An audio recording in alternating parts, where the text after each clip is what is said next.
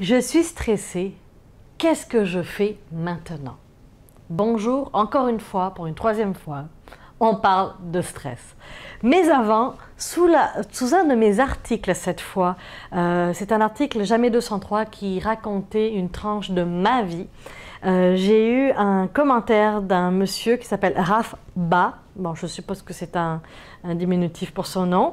Et il écrit « C'est le destin dont on est incapable de le contrarier. Personne ne sait ce que nous réserve demain. » Et pour ceux qui ne savent pas, j'ai raconté ma vie. En fait, la vie m'a ramené 3 fois à Montréal. Et j'ai eu beaucoup de difficultés au début à l'accepter. Donc, il parlait un peu de... C'est pour ça qu'il parle de destin. Nous rencontrerions le bonheur si et seulement si nous accepterions positivement notre destin et nos choix. À travers ton voyage et ton expérience, Zara, j'ai pu en tirer une précieuse leçon.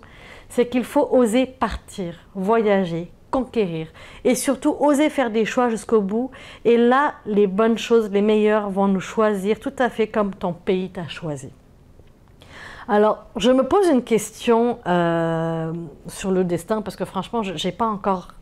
J'aime croire qu'on a le libre arbitre et qu'on a un choix à faire. Fait que le destin, je ne sais pas, mais je suis vraiment contente que ça ait pu t'aider parce que finalement, l'objectif de toutes ces vidéos, de tous ces articles, c'est vraiment d'aider et de continuer à en faire plus.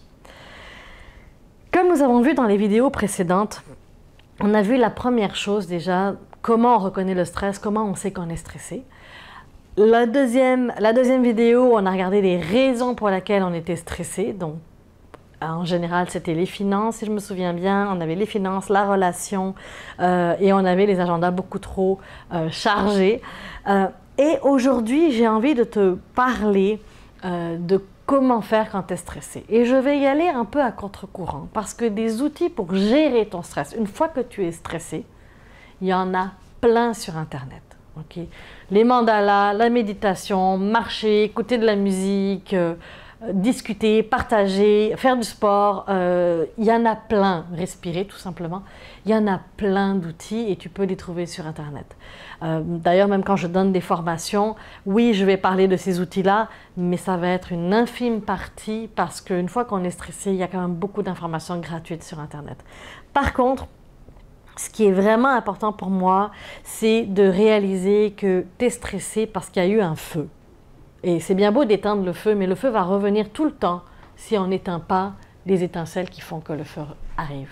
Donc moi, je veux m'occuper des étincelles. Qu'est-ce qui se passe avant que tu sois stressé? Et en général, c'est qu'il y a une dissonance entre ce que tu veux dans la situation et ce que tu vois de la situation.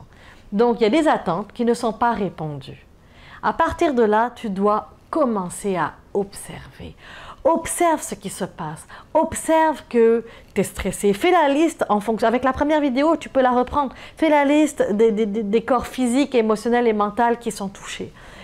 Prends-en déjà, premièrement, conscience. Accepte que dans la situation, tu es stressé. Tout simplement. Deuxième chose, pose-toi les questions suivantes. Comment je me sens dans la situation? Si j'avais une baguette magique, qu'est-ce que je veux pour moi dans la situation? Accepte aussi d'accueillir ce stress-là. Quand je dis accueillir, c'est comme ça. Je suis stressée. C'est tout.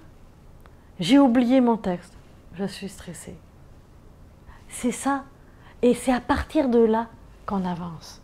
Si j'avançais comme ça en disant, bon, à chaque fois que je fais un impair, que je me tape sur la tête parce que j'aurais dû, puis j'aurais dû, puis j'aurais pu, puis j'aurais... On s'en sort pas. C'est comme ça, c'est comme ça. On part de où on en est. Un enfant, quand il apprend à marcher, il tombe. Est-ce que vous lui dites, bon, allez, lève-toi, continue? Vous vous arrêtez.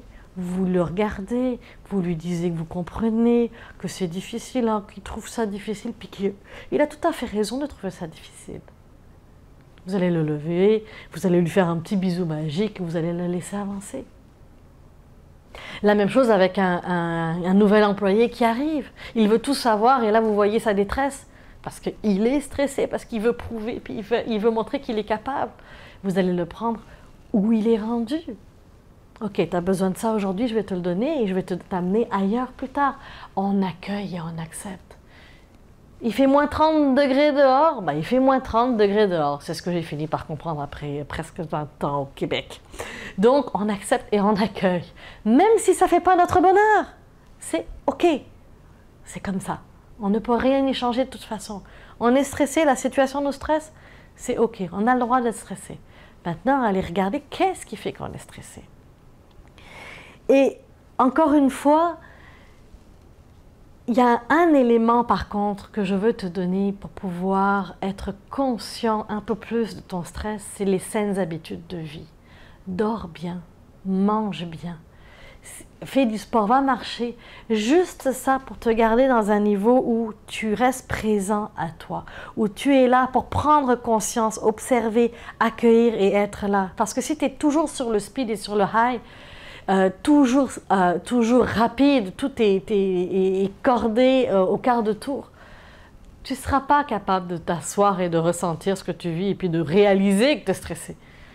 Et je rigole, mais il y a des fois où mon conjoint me dit « Hey Zara, qu'est-ce qui se passe? Tu es stressée? » Et là, je prends le temps et je le demande à mes enfants, je le demande à mon conjoint, dites-le moi quand vous me sentez stressée. Et même la personne qui est devant moi aujourd'hui, qui filme, il va me dire « Ralentis des fois ».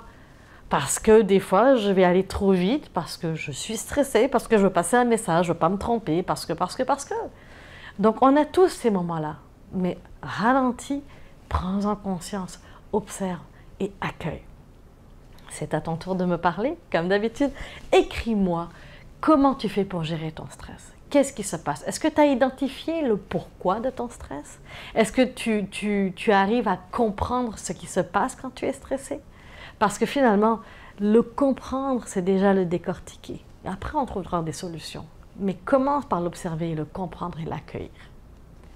La semaine prochaine, je t'amène dans un autre sujet et on va parler de la différence entre négocier comme client versus comme vendeur.